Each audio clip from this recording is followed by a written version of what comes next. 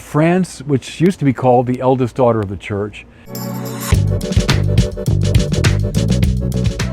Hello everyone, I'm Joseph Dinesh, a Catholic commentator from Sydney, Australia. In today's video, we are going to address the mockery of Christianity that occurred during the opening ceremony of the Olympics, where a crew of drag queens and dancers performed what appeared to be a parody of the Last Supper, drawing intense criticism across social media platforms.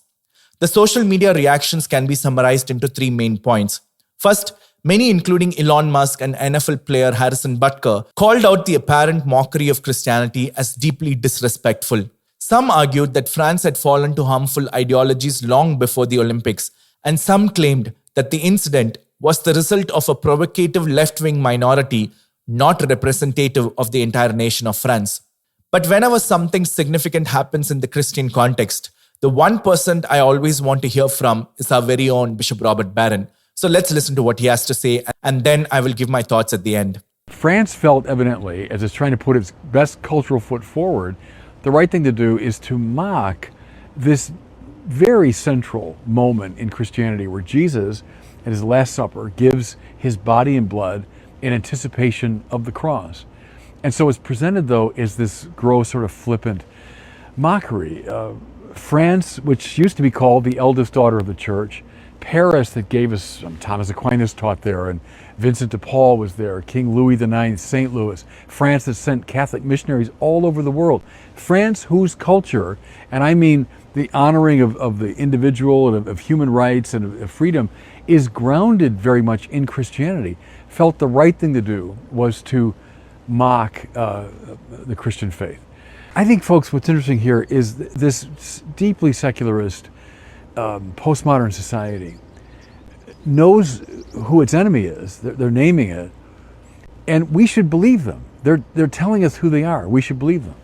But furthermore, we Christians, we Catholics should not be sheepish. We should resist. We should make our voices heard. Three things we can learn from what Bishop Barron is saying. First, the rich Catholic history of France. France has been historically known as the eldest daughter of the church due to its long-standing and deep-rooted Catholic heritage and its profound influence on Christianity worldwide. French missionaries, inspired by their faith, traveled to various parts of the world to spread the gospel, establishing churches, schools, and hospitals, and contributing to the growth of Catholicism globally.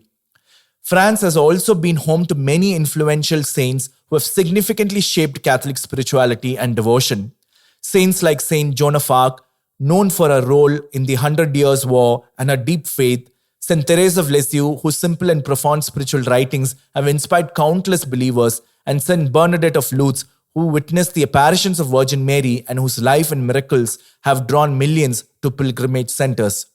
Third, the country's rich Catholic heritage is also evident in its architectural and cultural legacy. France boasts numerous iconic cathedrals and churches that are not only places of worship, but also masterpieces of art and architecture. Structures like Notre Dame de Paris, with its stunning Gothic architecture and historical significance, Chartres Cathedral, renowned for its remarkable stained glass windows, stand as testaments to the country's deep religious roots and artistic achievement. These edifices have played a crucial role in the development of Christian art, music, and education throughout history, hosting religious ceremonies, concerts, and scholarly activities. Given this, what is happening now in France is a sad commentary of how it has lost its Christian faith. Secondly, as Bishop Barron states, the secular culture has clearly chosen the Catholic Church as its enemy, and we must accept that fact and take necessary actions. We can't be complacent about it. Events like the parody of the Last Supper during the Olympic opening ceremony, where religious symbols and narratives are used disrespectfully, demonstrate a clear antagonism towards Christian beliefs. Additionally, in recent years, many pop stars like Madonna and Lady Gaga have openly mocked the Christian faith in their music videos. If you're wondering why secularists, cultural heavyweights, and political powers have chosen the Catholic Church as their enemy, the answer is simple.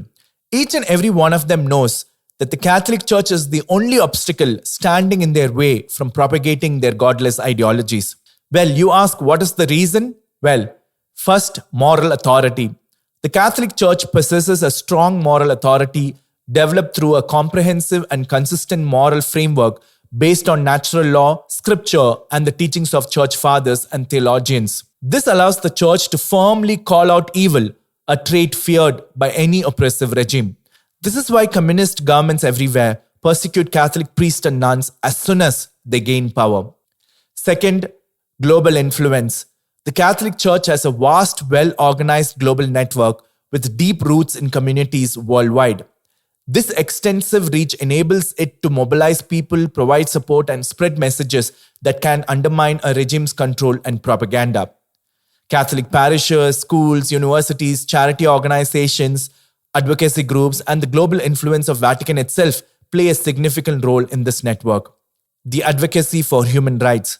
The Church's teaching on human dignity, social justice, and ethical behavior inspired people to resist and challenge authoritarian rule. Not only that, the Church often advocates for the rights of the poor, marginalized, and oppressed, highlighting and opposing the regime's human rights violations.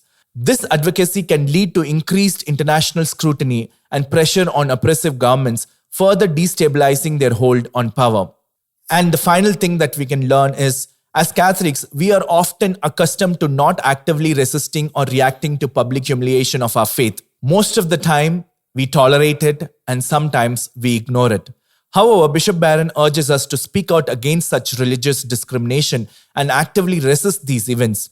You may ask why. First, actively resisting events that seek to undermine or ridicule religious practices helps protect religious freedom, a fundamental human right, ensuring that everyone can freely practice their faith without fear of persecution or mockery. Second, speaking out against and resisting discriminative events fosters social harmony and mutual understanding.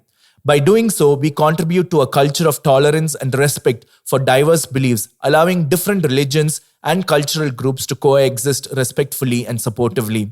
Third, by resisting these events, we set a precedent for the future generation, demonstrating the importance of standing up for one's beliefs and promoting justice, equity, and solidarity in our communities.